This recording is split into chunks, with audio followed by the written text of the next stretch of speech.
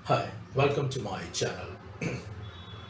Definitely आप मेरा business का ये वीडियो का टाइटल देख करके आए तो कहीं ना कहीं you are interested into business. या तो आप एंटरप्रेन्योर बन चुके हैं या बनने का प्लानिंग कर रहे हैं, आप आपका बिजनेस चालू कर चुके हैं या बिजनेस चालू करने की सोच रहे हैं। दोनों ही कंडीशन में ये वीडियो आपको काफ़ी हेल्प करेगा। इन दिस पॉडकास्ट, आज की पॉडकास्ट में हम बात करेंगे कि एक एंटरप्रेन्योर को जब वो अपना बिजनेस चालू करता है तो क्या क्या प्रॉब्लम्स से गुजरना पड़ता है। अब डेफिनेटली आपने यूट्यूब पे बहुत सारे चैनल देखे होंगे, बहुत जगह पढ़ा भी होगा कि एक मैन्यू स्टार्ट आप कहीं भी डालेंगे कि challenges faced by an entrepreneur, तो मेजरली वो आता है कि आप कैश फ्लो मैनेजमेंट कैसे करेंगे, आपकी फंडिंग कैसे लाएंगे, स्टार्टअप फंडिंग कैसे लाएंगे, हायरिंग एम्प्लॉयज़, बहुत सारी चीज़ें, वर्क लाइफ बैलेंस, इन सारी चीज़ों के बारे में बात करते हैं विच is really the challenges. But उससे पहले और उसके साइड बाय साइड साइमल्टेनियसली एक एंटरप्रेन्योर को और भी बहुत सारी चीज़ें फेस करनी होती है और which are more of like emotional, जो उसको एक emotional journey. Entrepreneurship is just not like आपने एक प्रोडक्ट बना लिया, आपने एक सर्विस कर दी, आपने मार्केट में डाल दिया and it's it's like a happy go movie जो चली जा रही है। लेकिन ऐसा नहीं होता है और बहुत सारे केसेस में ऐसा नहीं होता है। कुछ एक्सेप्शनल केसेस में मूवी हिट भी हो जाती है तो बिजनेस डे वन से हिट हो जाता है। लेकिन जब आप आपकी एंटरप्रेन्योरशिप एक जर्नी चालू कर रहे हैं तो आपको बहुत सारी दूसरी चीज़ों पे ध्यान देना होता है which are like your emotional side, जो आपकी मेंटल हेल्थ पर बहुत इफेक्ट डालती है। एंड ये वीडियो प्राइमरली उन एंटरप्रेन्योर्स के लिए, ये उनके लिए नहीं है जो शार्क टैंक एंटरप्रेन्योर्स हैं या जो बिलियन डॉलर की फंडिंग्स लेके या मिलियन डॉलर्स की फंडिंग लेकर के बैठे हैं और जिनके पास काफ़ी पैसा है। डेफिनेटली कुछ चीज़ें उन्हें भी हेल्प करेगी, लेकिन ये जो मेरा वीडियो है ये उन एंटरप्रेन्योर्स के लिए है जो एक कैश टाइट बजट में काम कर रहे हैं, अपनी लाइफ की जो थोड़ी बहुत सेविंग्स हैं उनको लेकर के अपना बिजनेस चालू करने की बात कर रहे हैं। और प्राइमरीली ये उनके लिए है जो नॉन बिजनेस फैमिली से हैं। सबसे बड़ा चैलेंज उनको आता है जो नॉन बिजनेस फैमिली से, जिनके घर में बिजनेस का दूर दूर से नाता नहीं, और उनका सबसे बड़ा इमोशनल प्रॉब्लम होता है more than idea, finding the idea, more than the funding. इन सबसे इम्पोर्टेंट जो उनके लिए चैलेंज होता है कि अपनी फैमिली को कन्विंस करना कि बिजनेस भी एक ऑप्शन है, क्योंकि बहुत सारी फैमिलीज में बिजनेस का ऑप्शन नहीं माना जाता है। क्योंकि as a parent they also want कि भाई तुम एक पढ़ाई कर लिए है या आपने इंजीनियरिंग कर लिया, एमबीए कर लिया, तो अब तुम एक जॉब करो और अपनी लाइफ में सेटल हो जाओ। उनके लिए सेटल होने का अर्थ है कि आप एक अच्छी सैलरी ले लीजिए, एक अच्छा जॉब ढूंढ लीजिए और सिक्योर हो जाइए लाइफ में। But they are not thinking भाई वो अपने वे में अपनी जगह ठीक है, लेकिन आपके अपने सपने हैं। आप एंटरप्रेन्योरशिप की स्टोरीज पढ़ रहे हैं, आप बड़े बिजनेसेस के बारे में पढ़ रहे हैं, you want to grow, so you want to run और you want to start a business which is really good और हर किसी को करना चाहिए। ये लाइफ में एक बार जरूर ट्राई करना चाहिए। बट मैं बात यहाँ पे करना चाह रहा हूँ कि जब आप ये प्लान करते हैं और जब आप इसको एग्जीक्यूट करने की सोचते हैं तो आप किन किन प्रॉब्लम्स हो जाते हैं। सबसे पहली एक इमोशनल जो इश्यूज आते हैं या इमोशनल चैलेंज आता है, इमोशनल प्रॉब्लम आती है, वो होता है कि आपकी फैमिली को कन्विंस करना। क्योंकि बहुत बार फैमिलीज कन्विंस नहीं हो पाती है और उसको कन्विंस करने में आपको बहुत सारी दूसरी प्रॉब्लम्स आती है। तो today in this video I want to talk about कि आप जब आपका एक बिजनेस चालू कर रहे हैं और एक एंटरप्रेन्योरशिप जर्नी पे जा रहे हैं तो आप किस तरह से अपनी प्लानिंग करें ताकि आपके फेल होने के चांसेस कम हो। आप अपनी चीज़ों को ज़्यादा लंबे तक समय तक सस्टेन कर पाएँ और यू आर प्रिपेयर्ड कि एकदम कोई सेटबैक आ रहा है तो आप उसको फाइट कर सकते हैं। तो सबसे पहला अगर मैं इसमें पॉइंट करूँगा बेस्ड ऑन माय एक्सपीरियंस, जो मैंने मेरी एंटरप्रेन्योरशिप जर्नी रही है। सबसे पहले कि आप प्लानिंग कीजिए। अब प्लानिंग के बारे में हर कोई बात करता है। अब मैं जब प्लानिंग बोलूँगा तो आप बोलेंगे सर प्लानिंग तो डेफिनेटली हर कोई करता है, लेकिन यहाँ पे मैं दो प्लानिंग की बात कर रहा हूँ। पहली प्लानिंग जो डेफिनेटली है कि आपका स्टार्टअप क्या होगा, आपका आइडिया क्या होगा, आपकी सर्विस क्या होगी, आप किस तरह से उसको सस्टेन करेंगे, कैसे आप मार्केट में बेचेंगे, कैसे कैश फ्लो लाएंगे, तो वो डेफिनेटली एक बिजनेस प्लानिंग है।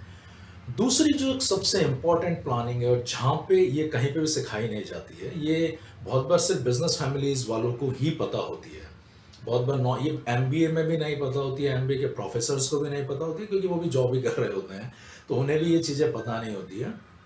ये सिर्फ उससे पता होती है कि जिसकी फैमिली में फर्स्ट जनरेशन या सेकंड जनरेशन से बिजनेस हो रहा, मतलब पहले बिजनेस हो चुका है, तो दे अंडरस्टैंड। सबसे पहला है कि जब भी आप आपका बिजनेस चालू करो तो आपको एक साइमल्टेनियस प्लानिंग करनी होगी अपने बारे में, कि सपोज आप एक बिजनेस चालू कर रहे हैं तो आपको सबसे पहले ये देखना है कि एक फंड आपका होगा जो आपको बिजनेस को चालू करने के लिए है, कि भाई आपने 5 लाख 10 लाख रुपए रख रखा है कि इससे आप आपका बिजनेस चालू करेंगे। लेकिन साइमल्टेनियसली आपको ये ध्यान रखना है कि अगर आपको आपके फैमिली एक्सपेंसेस मीटअप करना है तो आप कैसे करेंगे। हाँ, if you are a student, आप आपके पापा मम्मी के साथ रह रहे हो, नथिंग लाइक इट, बट लेकिन फिर भी आपके कुछ अपने पर्सनल एक्सपेंसेस रहेंगे। आप हर चीज़ को अपने पापा मम्मी से नहीं ले सकते, अपने पेरेंट्स से नहीं मांग सकते, विच ऑलवेज। और जब आप बिजनेस कर रहे हो तो थोड़ा ज़्यादा वो भी एक अलग जोन में आ जाता है कि अब तो तेरा कर रहा है वो सारी चीज़ें। तो आपको एक प्लानिंग ये करनी पड़ेगी कि सपोज कीजिए आप आज बिजनेस चालू करो तो नेक्स्ट 3 साल तक, 3 साल का भी मैं फंडा बता दूं कि 3 साल क्यों, लेकिन नेक्स्ट 3 साल तक आप बिना इस बिजनेस में से पैसा निकाल करके क्या अपने आप को सरवाइव कर सकते हैं क्या? और अगर वो सरवाइव करना है तो आपको कितना पैसा चाहिए, कैसे आप सरवाइव करेंगे, कुछ और दूसरी प्रॉब्लम्स आ जाती है तो आप उसको कैसे टैकल करेंगे। तो वो सबसे पहली चीज़ ज़रूरी, क्योंकि बहुत बार क्या होता है कि आपने एक बिज़नेस चालू किया और बिज़नेस चालू करते हैं, हो सकता है कि आपने बिज़नेस चालू किया, आपको क्लाइंट मिल गए, और हो सकता है कि बहुत समय तक आपको काफ़ी समय तक क्लाइंट ना मिले, तो भी आपको वो चीज़ों को कंटिन्यूअसली में रखना पड़ेगा। आपको कुछ स्टाफ रखना पड़ेगा या आपको कुछ मार्केटिंग करना पड़ेगा, तो वो उसके खर्चे अपने जगह चलते रहेंगे, लेकिन तब तक आपको आपके फैमिली एक्सपेंसेस हैं, आपके हाउस होल्ड एक्सपेंसेस हैं, उनको भी मैनेज करना पड़ेगा। तो एक प्लानिंग आपको ये करनी है। 3 साल का मैंने समय इसलिए बोला है कि 3 साल, एक मारवाड़ी में कहावत है कि अगर आप किसी भी बिजनेस को 1000 दिन देते हो तो फिर वो आपको कमा करके देना चालू करेगा। वो कहते हैं कि लाइक अगर आप 1000 दिन तक झाड़ू भी निकालते हैं तो वो काम भी आपको कमा करके देना चालू करेगा। तो आपको किसी भी बिजनेस में 1000 दिन यानी 3 साल अप्रोक्स ही हो जाते हैं, 3 साल तक आपको उस बिजनेस को देना है। तो आप बिना, सपोज कीजिए वो बिजनेस आपको 1 रुपया भी कमा करके नहीं दे रहा है, तो आप 3 साल तक अपनी चीज़ों को कैसे सस्टेन कर पाएंगे। ठीक है, तो पहली चीज़ वो हो गई। दूसरी चीज़ है कि आपको उसमें ये ध्यान रखना है कि जब भी आप आपका बिजनेस चालू कर रहे हैं, और इसी के साथ 3 साल में जो हाउस होल्ड है, एक और उसमें बात आ जाती है कि गुजरात में एक कहावत है कि अगर आपका किचन भरा हुआ है तो आप धंधा कर सकते हो। मतलब आपने सपोज बिजनेस चालू किया और आपने चालू किया 6 महीने साल भर, अगर आपने उस बिजनेस के टर्नओवर में से पैसा निकालना चालू कर दिया for your house hold expenses, आपका जो भी टर्नओवर हो रहा है, क्योंकि मैं यहाँ पे बड़े बिजनेसेस करोड़ और मिलियन डॉलर्स बिजनेस की बात नहीं कर रहा हूँ, मैं यहाँ पे छोटे एंटरप्रेन्योर्स की बात कर रहा हूँ जो अपने पैसों से सर्विस इंडस्ट्री में है या अपना कुछ छोटा रिटेल कर रहे हैं या कुछ और प्रोडक्ट में वर्कआउट कर रहे हैं। तो अगर आपने पहले 3 साल में अपने उस बिजनेस की जो मूडी कह लीजिए, बिजनेस का जो प्रिंसिपल अमाउंट है या बिजनेस का जो टर्नओवर है, उसमें से अपने पर्सनल खर्चे के लिए पैसा निकालना चालू कर दिया और अपने पर्सनल एक्सपेंसेस में दिया, आई बेट यू ऑन दैट बहुत रेयर चांसेस है, 0.001% चांस है कि आप लंबा चल पाओगे, आप with in time business out हो जाओगे। सो आपको 3 साल तक जो बिजनेस का अमाउंट है, बिजनेस का टर्नओवर है, उसमें से पैसा नहीं निकालना है। So again coming on that point one, कि आपको 2 प्लानिंग करनी है, एक बिजनेस को 3 साल तक सस्टेन करने की कि कैसे पैसा रखेंगे, कैसे मैनेज करेंगे, और उसके साइमल्टेनियसली कि बिना यहाँ से पैसा निकाले, बिना कहीं से, अगर आपकी फैमिली सपोर्ट है, कोई और इनकम सोर्स है, नथिंग लाइक इट, लेकिन अगर नहीं है तो आप उस चीज़ को कैसे मैनेज करेंगे, ये बहुत इंपॉर्टेंट है और ये कोई नहीं बताता है। जो बिजनेस फैमिलीज हैं उन्हें पता होता है कि बच्चे को अगर बिजनेस करा रहे तो उसको हाउस होल्ड एक्सपेंसेस के लिए टेंशन लेने की ज़रूरत नहीं है, वो मैनेज कर लेते हैं। लेकिन नॉन बिजनेस फैमिली में फंडे नहीं होते हैं, आपकी साइड इनकम होती नहीं है प्राइमरीली, वो एक ही इनकम सोर्स पे चलते हैं। तो आपको ये बहुत ध्यान रखना है, that is point number 1। Point number 2, कम वक्त में नेक्स्ट 3 साल तक का आप ऐसा प्लान बनाइए कि आपको उस बिजनेस में से पैसा लेने की ज़रूरत ना पड़े, दैट इज़ देयर। दूसरा, जो भी आपने अपने बिजनेस के लिए फंड रखा है, फॉर एग्जांपल आपने 5 लाख रुपए रखे हुए हैं कि इससे मैं अपना बिजनेस चालू करूँगा, या आपने 10 लाख रुपए साइड में रखे हुए हैं और आप चाहते हैं कि मैं इससे अपना बिजनेस चालू करूँगा, ये मेरा पर्सनल एक्सपीरियंस है ये, और मैंने बहुत जो बिज़नेस वालों से बात करके उनसे लर्निंग किया, और जो एक बहुत सारे जो बिज़नेस हैं, जो कहते हैं ना नॉन एमबीए बिज़नेसेस कह लीजिए, या जो टिपिकल मार्केट का नॉलेज है जो एमबीए में हमें नहीं बताया जाता है। आपके पास जो भी फंड है, सपोज करो आपके पास 100 रुपया है, तो आप उसके 1/3 में सारी प्लानिंग कीजिए। यानी 100 रुपये है तो ऑलमोस्ट 33 रुपये 33 पैसे में आपको प्लानिंग करना है कि मैं इसमें ये भी करूँगा, ऐसा करूँगा, वो करूँगा, सारी चीज़ें करूँगा। जो 66 रुपीज़ है उसको एक कंटेंजेंसी में रखिए। अब आप कहेंगे कि भाई इतने में तो कैसे हो पाएगा, हमारे पास तो पहले से ही फंड कम है। हम कहते हैं बी स्टिंजी। बिजनेस में सबसे पहला रूल, थंब रूल, कंजूस बन जाइए। कंजूस बन करके ही काम कीजिए कि भाई आपको जहाँ पे जो काम 10 में हो रहा है उसको 5 में करवाइए, 5 में आप पूरा 4 3 नेगो, जिसको हम एक अच्छी लैंग्वेज में नेगोशिएशन कहते हैं। बट मैं इसको सिंपल कहूँ कि कंजूस बन जाइए कि आपकी जेब से जब पैसा जब बाहर निकले तो आपको उस पर 25 बार सोचना है कि भाई ये पैसा मैं खर्चा करूँगा तो क्यों होगा, इसका मेरा रिटर्न क्या आएगा। ऐसे नहीं कि कुछ भी आया आपने चेक साइन करके दे दिया, नहीं। तो जो भी आपके पास 100 रुपये, आपके पास 10 लाख है, 3 लाख में प्लानिंग कीजिए, 6 लाख 6.5 लाख को साइड में रख दीजिए। इसका मैं रीज़न बताता हूँ। रीज़न क्या है कि जब भी आप नया बिजनेस चालू करेंगे, आपके पास दुनिया का बेस्ट ऑफ द आइडिया है। अब जब आप उसको मार्केट में लेके जाओगे तो आपको बहुत सारे अनफोर्सीन चीज़ें समझ में आएगी। कभी हो सकता है कोई गलत वेंडर मिल गया, कभी कुछ गलत ऑर्डर मिल गया, क्लाइंट ने पैसा नहीं दिया, आपके पास बहुत ज़्यादा पैसा हुआ तो आपने फालतू की चीज़ों में खर्चा कर दिया, रियल एस्टेट में खर्चा कर रहे हैं, आप ऑफिस के एक्सपेंसेस में खर्चा कर रहे हैं। अब आप फालतू खर्चे करेंगे तो आप क्या है कि वो पहले का जो 1/3 है उसमें वो सारी चीज़ें कीजिए। खुदा ना खास्ता कुछ गलती हो गई, और मेजरली गलतियाँ होती है, ऐसा नहीं है कि कोई भी मिस्टेक प्रूफ है। जब भी आप बिजनेस करने जाएंगे तो आपसे कुछ उल्ट ऊपर नीचे गलतियाँ होगी। मैंने कहा ना, बहुत सारी चीज़ें आपके कंट्रोल में नहीं होती है। वेंडर कैसा मिलेगा ये आपके कंट्रोल में नहीं है। हो सकता है वेंडर बहुत अच्छा मिले, हो सकता है वेंडर चीप मिले, हो सकता है क्लाइंट बहुत अच्छा मिले, हो सकता है क्लाइंट बहुत चीप मिले, पेमेंट ना आते। ये कॉमन है, आप किसी भी बिजनेस वाले से पूछिए, पेमेंट इंडिया में पेमेंट अटकना बहुत एक कॉमन प्रॉब्लम है, ये कॉमन फिनोमेना है। इसमें मतलब सरप्राइज एलिमेंट है ही नहीं। अच्छे अच्छे कंपनीज हैं, अच्छे अच्छे क्लाइंट्स हैं जो पेमेंट नहीं देते हैं। तो आप जो आपको जो अमाउंट है, तो आपको क्या होगा कि 1/3 still you have 2/3 left with you. तो अगर कुछ गलती हो जाती है तो आप उसको फटाक से करेक्ट करके और नेक्स्ट लेवल पर मूव कर सकते हैं। मालूम पड़ा आपके पास जो भी फंड था, आपने वो सारा फंड पहली बार में डाल दिया, तो अब अगर एकदम कुछ सेटबैक आया तो आपको फिर कैश क्रंच आ जाता है, and then you are not able to manage yourself. और बहुत बार इस चांसेस में क्या होता है कि आपको बिजनेस से आउट होना पड़ता है। I give you classic example. मेरे एक क्लाइंट थे, I was doing marketing for them, and उनका एक बिजनेस था, एंड देन दे स्टार्टेड कि हम रेस्टोरेंट लाइन में भी जाते हैं। अब रेस्टोरेंट लाइन में गए तो उनको कहा कि हम हैवी रेस्टोरेंट करेंगे, और उन्होंने उसके लिए 20 lakhs का बजट साइड में रखा। अब 20 लाख में से 13 to 14 lakhs, it was a nice decent restaurant, cake shop type का थिंग था। उन्होंने 14 lakhs, 13 to 14 lakhs उन्होंने केक शॉप के इंटीरियर पे खर्चा कर दिया। मतलब ऐसे करेंगे वैसे करेंगे, विच वॉज नॉट रिक्वायर्ड। आप उसको, मैं ये नहीं कह रहा कि आप इंटीरियर मत कीजिए, ठीक है इंटीरियर रिक्वायरमेंट है, लेकिन आप चाहते तो आप उसको थोड़ा सा कम कीजिए। अगर 20 लाख है तो मैं ये कहूँगा कि आप 4 से 5 लाख में आपका इंटीरियर कीजिए, और बाकी सारी चीज़ें आपकी मार्केटिंग इन पे और उन सारी चीज़ों पे कीजिए। अब उन्होंने 20 में से 13 लाख 14 लाख इंटीरियर पे खर्चा कर दिया, machines and all that stuff.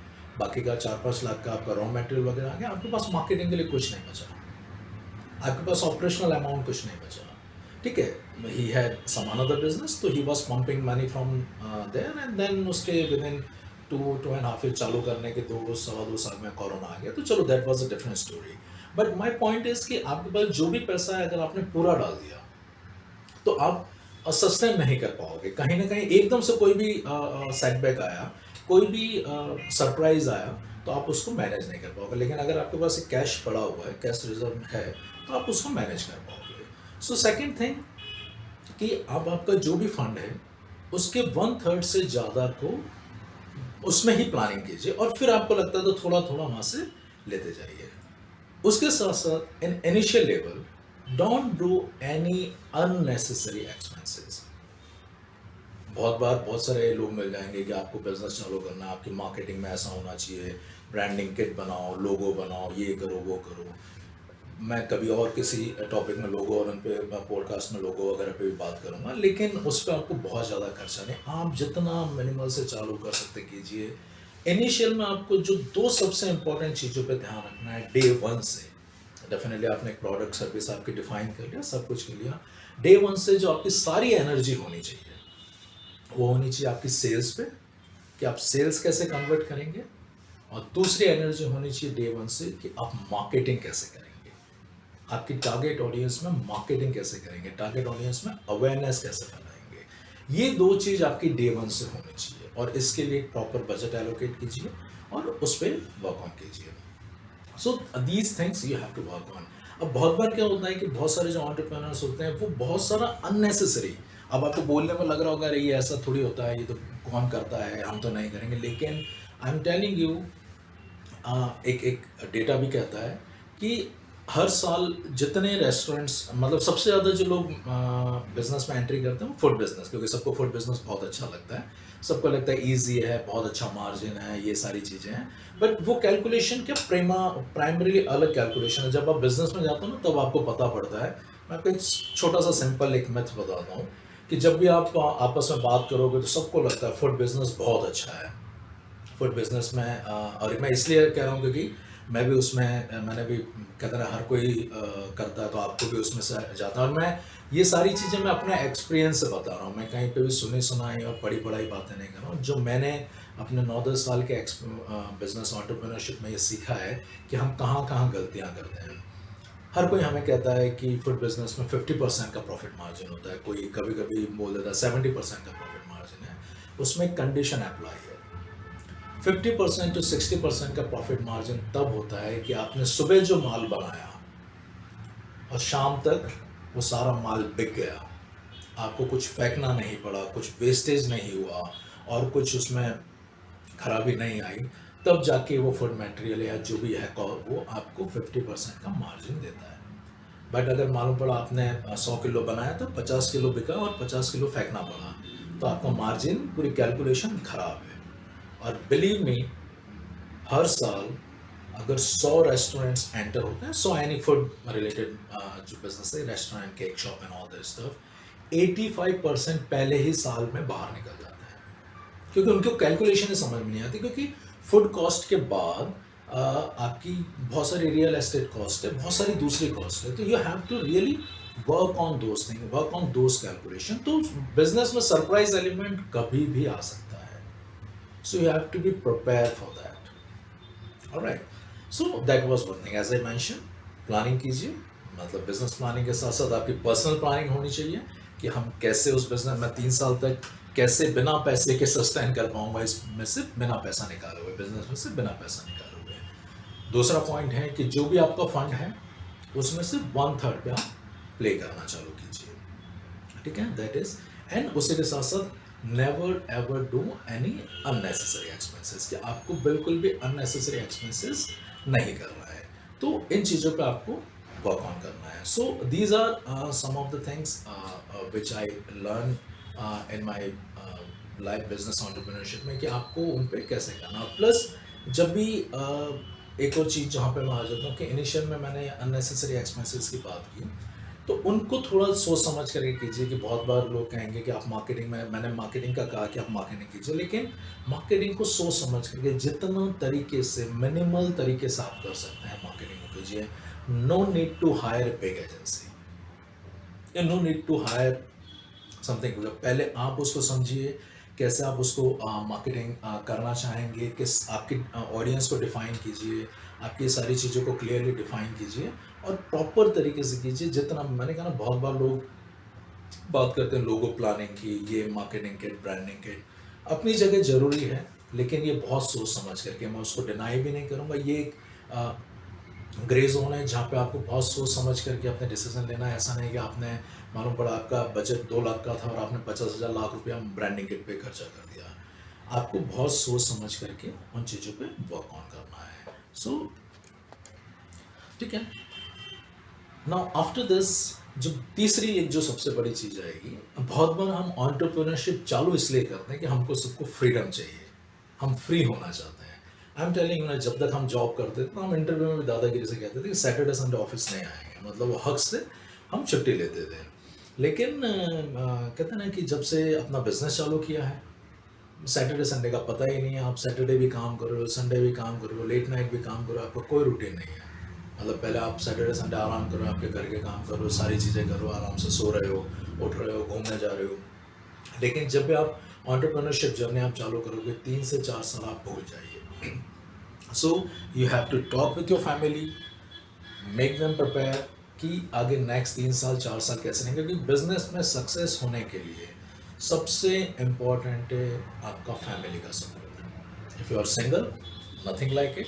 लेकिन इफ़ यू आर मैरिड और if you are in mid age thing, आप 30 1 साल के हैं और तब आप बिजनेस चालू कर रहे हैं, आपके पीछे एक फैमिली है टू सपोर्ट देम, तो आपको आपके फैमिली का, और सबसे पहला सबसे मोस्ट इम्पोर्टेंट है योर स्पाउस। बच्चे छोटे होते हैं तो देन इट्स उनसे नहीं, बट आपके जो स्पाउस है, आपको उनसे एक कॉन्फिडेंस चाहिए होता है, उनका सपोर्ट चाहिए होता है। और बिलीव में ये बहुत इंपॉर्टेंट है, क्योंकि मैंने बहुत सारे ऐसे बिजनेस देखे हैं जो अपने फैमिली डिस्प्यूट की वजह से चालू करते हैं, नहीं सस्टेन कर पाते हैं, या तो वापस फिर जॉब में जाना होता है, बहुत सारी जो चीज़ें हो जाती है, प्रॉब्लम्स आने लग जाती है, तो आपको समझना पड़ेगा।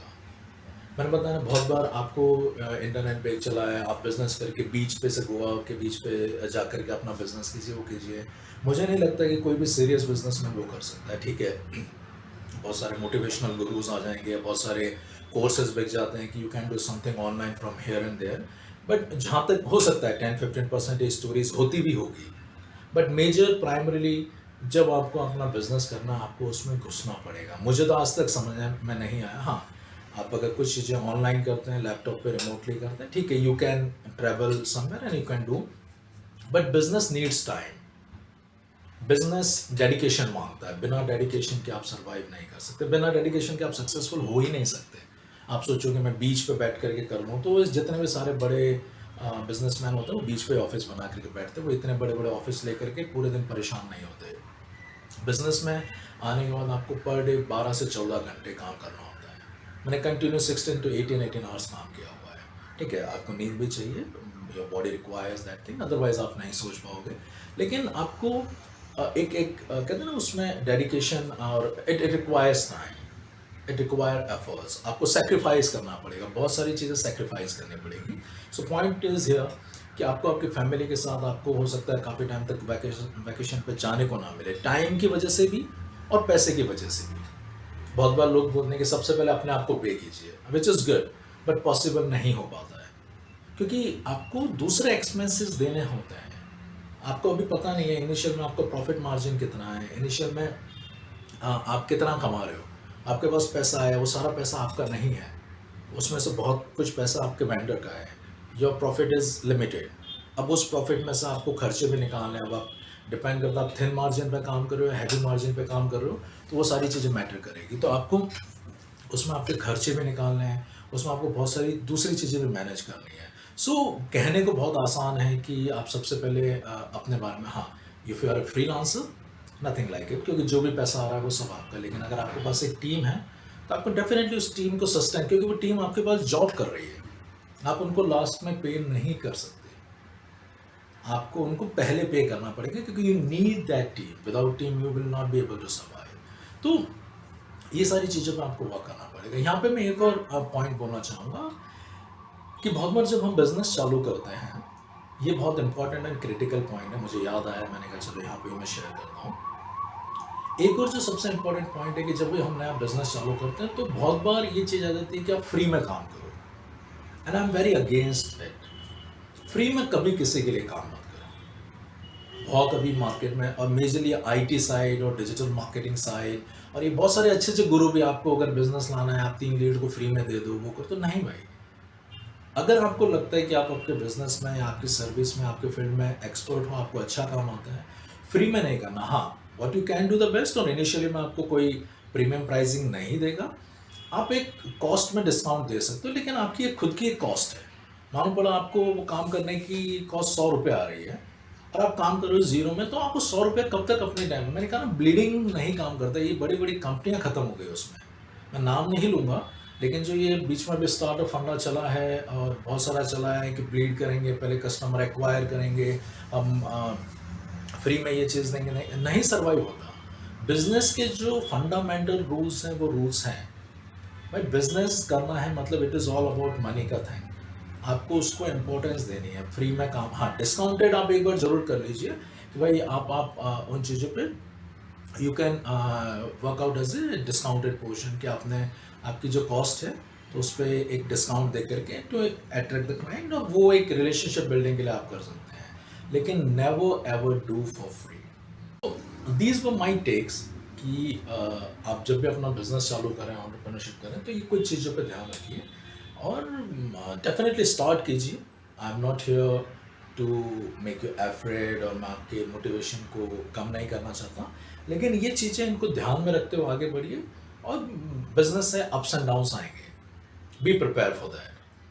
कहते हैं ना कहते हैं ना road will be not be full of roses, कहते हैं ना कांटे भी मिलेंगे आपको, प्रॉब्लम्स भी आएगी, एंड वो प्रॉब्लम आपको next level, so B prepare for that. और मैंने कहा ना साइमल्टेनियसली जो आपकी वर्क लाइफ है, आपकी जो पर्सनल लाइफ है, उनका एक बैलेंस बनाना पड़ेगा, जो कहना आसान है लेकिन है टफ। तो उन सारी चीज़ों में कीजिए, फाइनेंसेस पे ध्यान दीजिए, अपने बिजनेस की मार्केटिंग पे ध्यान दीजिए, कैश मैनेजमेंट पे ध्यान दीजिए, इन सारी चीज़। और again I am telling you when you are doing your business, you have to be, कुछ कुछ जो बिजनेस फंडामेंटल्स हैं, हम क्या होता है कि बहुत अच्छे अच्छे वीडियोस देख लेते हैं, सब लोग बहुत अच्छी अच्छी बातें करना चाहते हैं, सो ट्रुथ उसमें मिस हो जाता है। लेकिन जब भी आपको बिजनेस करना है, मैं कहता हूँ कंजूस बन जाओ, बी स्टिंजी, बी थोड़े श्रूड हो जाओ। जब भी आप अपना काम कर रहे हो, पेपर वर्क पे ध्यान दो। ये सारी चीज़ें, छोटी छोटी चीज़ों पे आपको ध्यान देना पड़ेगा। खाली ऐसा नहीं कि आपने कहीं पे एक अच्छा मोटिवेशनल सुन लिया और बिजनेस करना है और ये सारी चीज़ें, वो सारी चीज़ें, आपको बहुत सारी चीज़ों पे अपने हिसाब से चीज़ें सीखनी पड़ेगी। तो definitely start your journey, and I hope ये वीडियो से आपको कुछ सीखने को मिला होगा। प्लीज़ कमेंट ऑन दैट कि आपको इसमें क्या चीज़ अच्छा लगा, और उसमें आप कुछ और अगर ऐड कर सकते हैं तो आई लव दैट। एंड जब भी आप आपका बिजनेस चालू कर रहे हैं, best of luck from my side, आगे बढ़िए। And I love to hear your story कि अगर मैं डेफिनेटली मेरा जो एम है, मैं उन बिजनेसेस की बात नहीं करना चाहता जो करोड़ बना रहे हैं, वेरी गुड, बट लेकिन आई लव दोज एंटरप्रेन्योर्स जो बिना इन्वेस्टमेंट या बिना फंडिंग के, I tell you those entrepreneurs are brave, जो खुद के पैसों से खुद के लेवल पे सरवाइव कर रहे हैं और उसमें से प्रॉफिट निकाल रहे हैं। फंडिंग ला करके ठीक है, गुड, बिकॉज वो एक स्टोरीज बना दी जाती है, मीडिया उनको पुश करता है क्योंकि मीडिया को उधर से ऐड मिलेंगे एंड ऑल दैट स्टफ, वो एक सारा पीआर सिस्टम है। लेकिन आई अप्रिशिएट दोज बिजनेसमैन या दोज एंटरप्रेन्योर्स जिन्होंने अपने लेवल पे चीज़ें की। भले मैं कहता हूँ आप महीने का 2-2.5 लाख का ही प्रॉफिट निकाल रहे हो, लेकिन अगर आप प्रॉफिट निकाल रहे हो, if you are profitable, best of luck and you are really a hero. So I'll conclude this thing, and I hope, and I'll welcome आप अगर कमेंट में मुझे लिखें कि आप और किस बारे में सुनना चाहते हैं। इन पॉडकास्ट के थ्रू मैं बहुत सारी चीज़ों के बारे में बात करना चाहूँगा जो मेरी पर्सनल लर्निंग्स हैं, जो मैंने गिरते पढ़ते बहुत सारी चीज़ें सीखी है, business, spirituality and all that stuff. Will talk about those things. So best of luck again, and I love you all. आप अपने बिजनेस में लगे रहिए, and if you feel if I can be of any help, write in comment, I love to help you.